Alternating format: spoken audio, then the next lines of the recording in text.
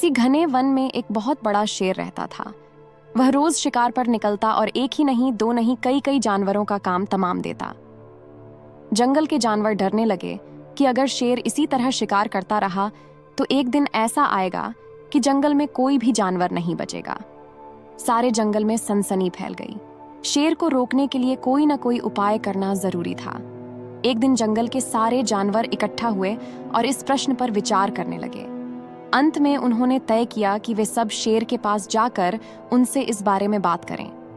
दूसरे दिन जानवरों के एक दल शेर के पास पहुंचा। उनके अपनी ओर आते देख शेर घबरा गया और उसने गरज कर पूछा, क्या बात है, तुम सब यहाँ क्यों आ रहे हो? जानवर दल के नेता ने कहा, महाराज, हम आपके पास निवेदन करने आए हैं। आप राजा हैं और हम आपकी प्रजा। जब आप शिकार करने निकलते हैं तो बहुत जानवर मार डालते हैं, आप सबको खा भी नहीं पाते। इस तरह से हमारी संख्या कम होती जा रही है। अगर ऐसा ही होता रहा तो कुछ ही दिनों में जंगल में आपके सिवाय और कोई भी नहीं बचेगा। प्रजा के बिना राजा भी कैसे रह सकता है? यदि हम सभी मर जाएंगे तो आप भी राजा नहीं रहेंगे।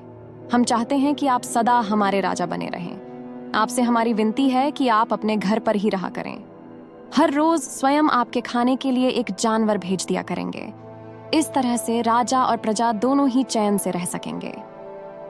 शेर को लगा कि जानवरों की बात में सच्चाई है।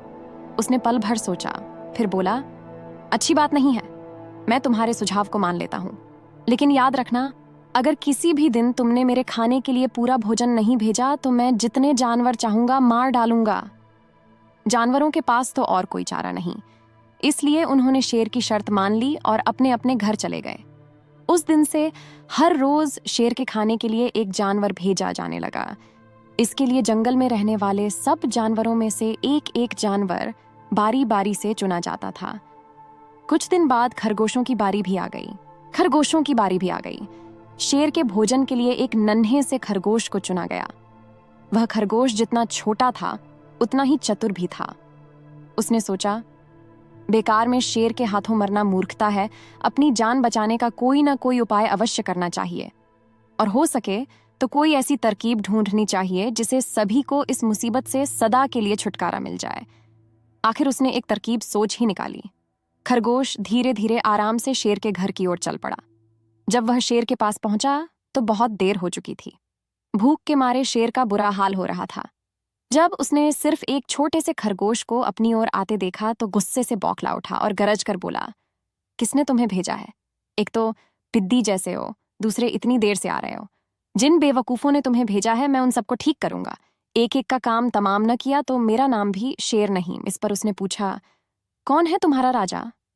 मैंने जवाब दिया, हमारा राजा जंगल का सबसे बड़ा शेर है। महाराज, मेरे ऐसा कहते ही वह गुस्से से लाल पीला होकर बोला, बेवकूफ, इस जंगल का राजा सिर्फ मैं हूं। यहाँ सब जानवर मेरी प्रजा हैं। मैं उनके साथ जैसा चाहूं वैसा कर सकता हूं। जिस मूर्ख को तुम अपना राजा कहते हो उस चोर को मेरे सामने हाजिर करो। मैं उसे बताऊंगा कि असली राजा कौन है। महाराज, इतना कहकर उस शेर ने आपको लिवाने के लिए मुझे यहाँ भेज दिया। खरगोश की बात सुनकर शेर को बड़ा गुस्सा आया और वह बार बार गरजने लगा। उसकी भयानक गरज से सारा जंगल दहलने लगा। मुझे फौरन उस मूर्ख का पता बताओ, शेर ने दहाड़ कर कहा। जब तक मैं उसे जान से न मार दूंगा मुझे चैन नहीं मिलेगा। बहुत अच्छा महाराज, खरगोश ने कहा, मौत ही उस दुष्ट की सजा है। अगर मैं और बढ़ा और मजबूत होता तो मैं खुद ही उसके टुकड़े टुकड़े कर देता। चलो, रास्ता दिखाओ, शेर ने कहा।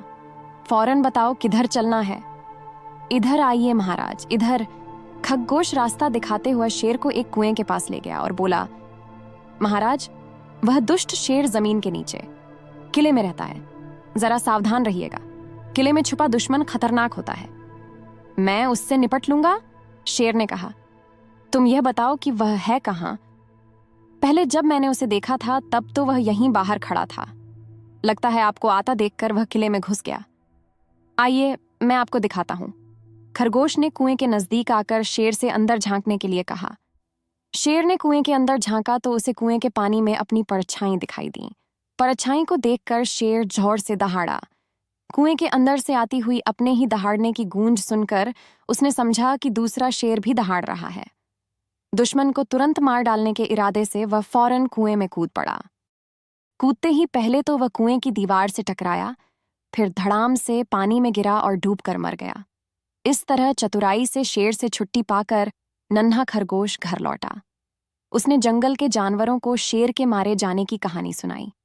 दुश्मन के मारे जाने की खबर से सारे जंगल में खुशी फैल गई। जंगल के सभी जानवर खरगोश की जय जयकार करने लगे। ऐसी मजेदार कहानियों के लिए सब्सक्राइब करें